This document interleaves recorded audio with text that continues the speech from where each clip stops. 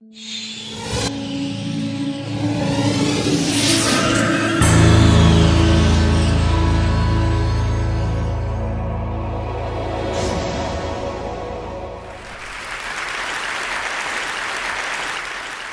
years ago, exactly, I was in Afghanistan.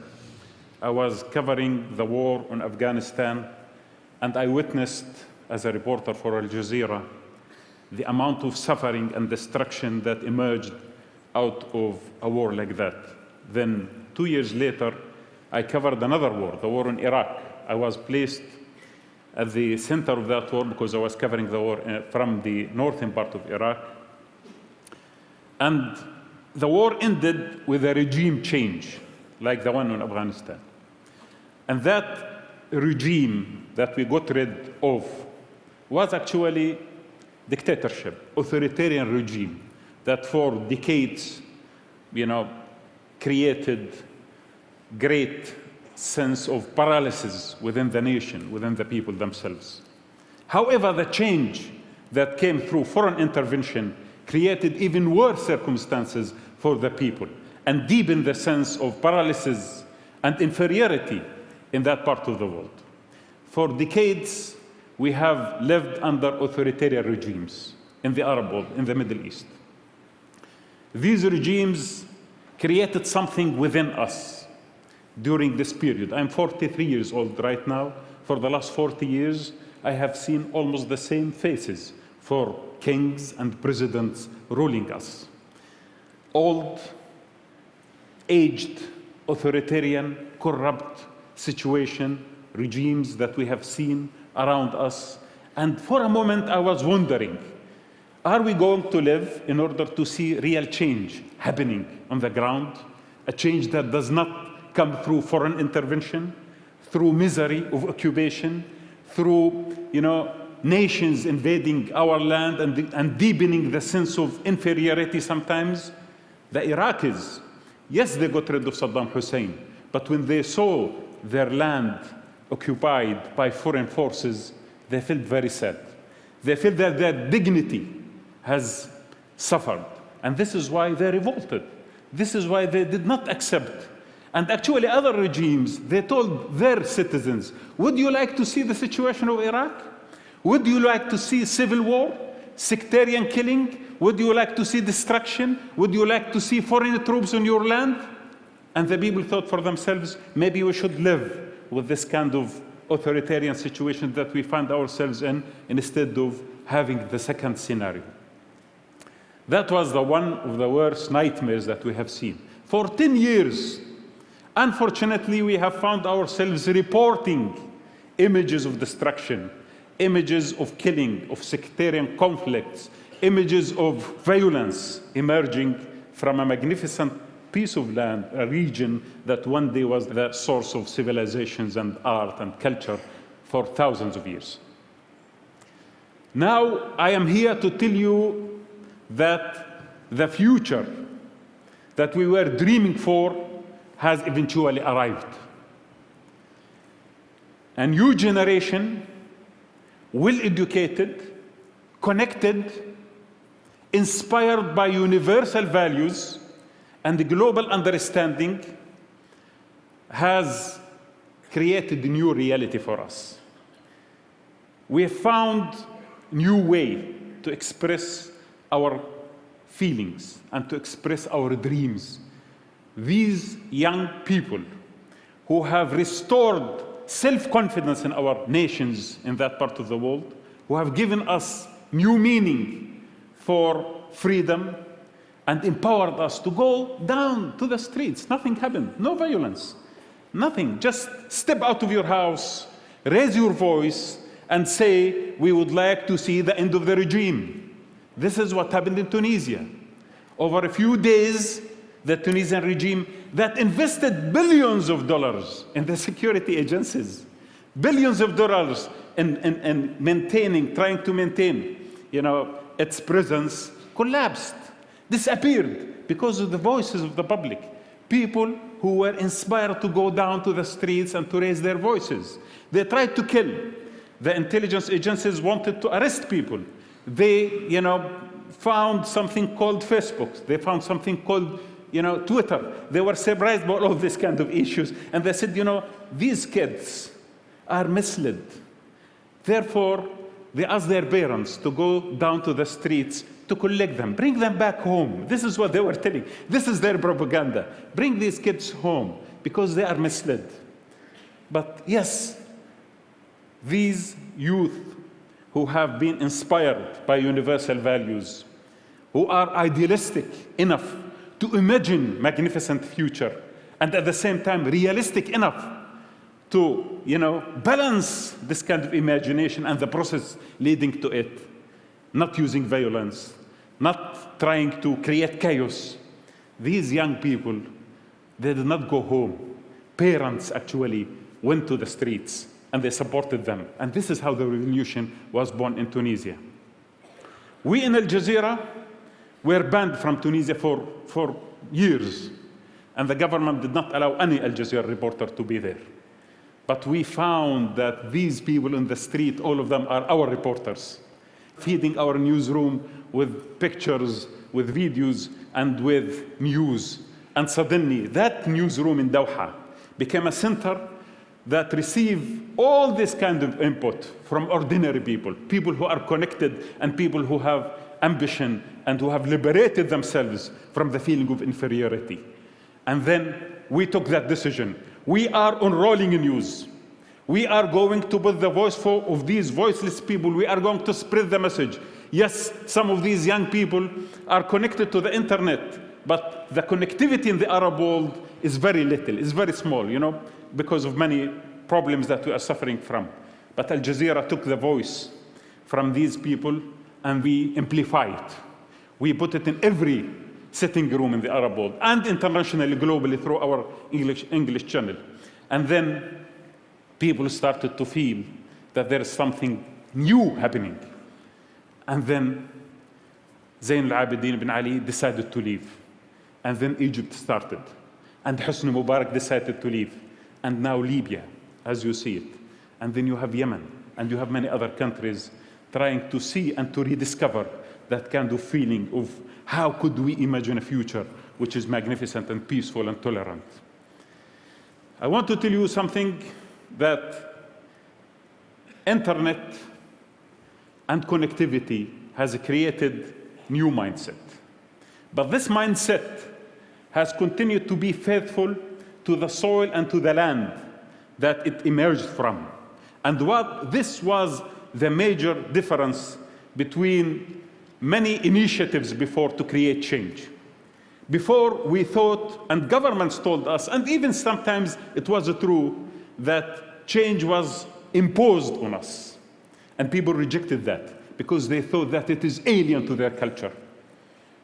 Always we believed that change should spring from within, that change should be, in reconciliation with culture, cultural diversity, with our faith in our tradition and in our history, but at the same time open to universal values, connected with the world, tolerant to the outside. And this is the moment that is happening right now in the Arab world. This is the right moment, and this is the actual moment that we see all of these meanings meet together and they create this magnificent, the beginning of this magnificent era that will emerge from the region. How did the elite deal with that? The so-called political elite. In front of the Facebook, they bought the camel in At-Tahrir Square. In front of Al Jazeera, they started, creating tribalism. And then, when they failed, they started speaking about conspiracies that emerged from Tel Aviv and Washington in order to divide the Arab world. They started telling the West, be aware of Al-Qaeda. Al-Qaeda is taking over our territories. These are Islamists trying to create new Emirates.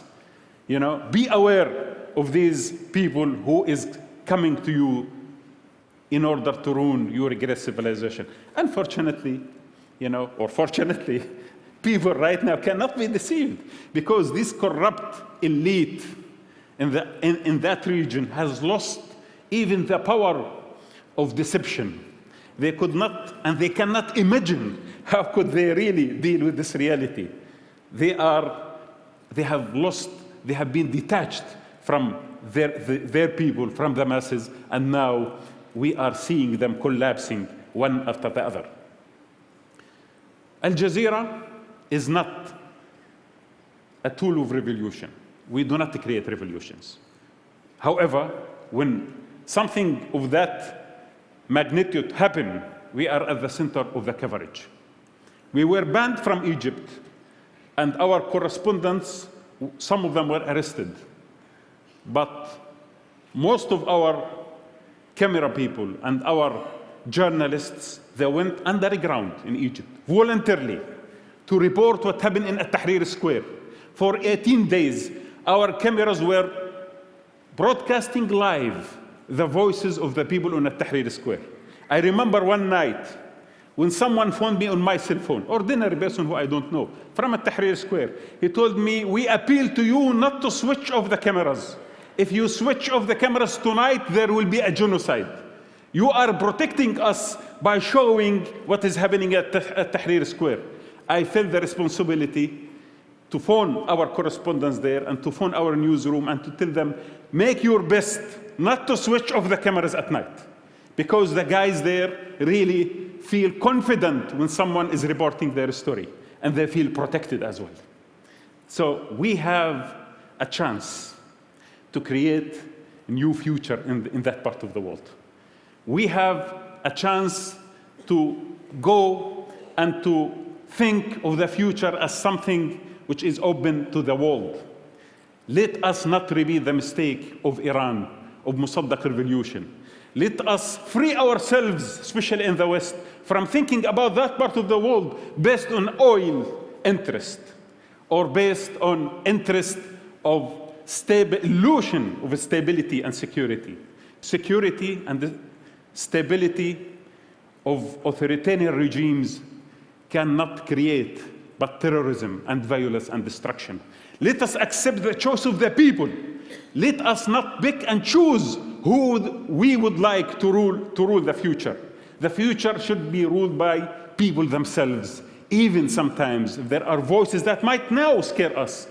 But values of democracy and the freedom of choice that is sweeping the Middle East at this moment in time is the best opportunity for the world, for the West and the East, to see stability and to see security and to see friendship and to see tolerance emerging from the Arab world rather than the images of violence and terrorism. Let us support these people, let us stand for them, and let us give up our narrow selfishness in order to embrace change and in order to celebrate with the people of that region a great future and hope and tolerance. The future has arrived and the future is now. And thank you very much.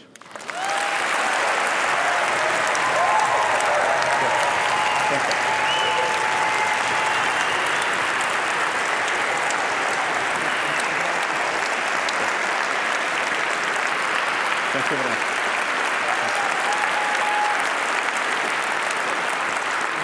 I just have a couple of questions for you. Thank you for coming here. How would you characterize the historical significance of what's happened? Is this a story of the year, a story of the decade, or something more? Actually, this is maybe the biggest story that we have ever covered. We have covered many wars. We have covered a lot of tragedies, a lot of problems, a lot of conflict zones, a lot of hotspots in the region, because we were centered at the middle of it. But this story, it is a great story. It is beautiful. It is not something that you only cover because you have to cover a great incident. You are witnessing change in history. You are witnessing a birth of a new era, and this is what the story is all about. I mean, there are a lot of people in the West who are still skeptical, think this may just be an intermediate stage before much more alarming chaos. You really believe that if there are democratic elections in Egypt now, that a government could emerge that espouses some of the values you've spoken about so inspiringly?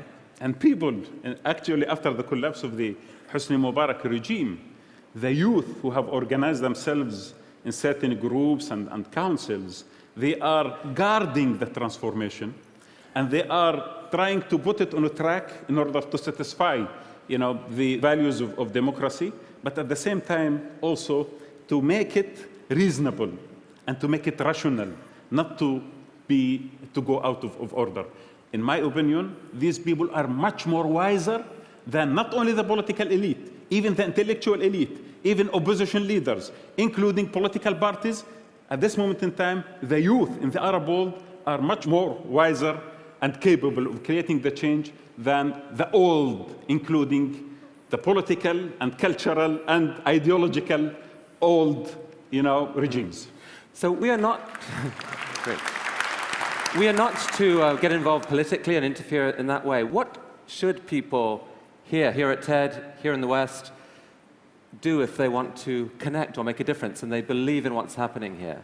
I think, we have discovered a very important issue in the Arab world, that people care. People care about this great transformation. Mohammed Nanabai, who's sitting with us, the head of our Al Jazeera Net, he told me that 2,500% increase of accessing our website from various parts of the world. 50% of it is coming from America, because we discovered that people care and people would like to know. They are receiving the stream through our internet. Unfortunately, in the United States, we are not covering but Washington, D.C. at this moment in time for Al Jazeera English.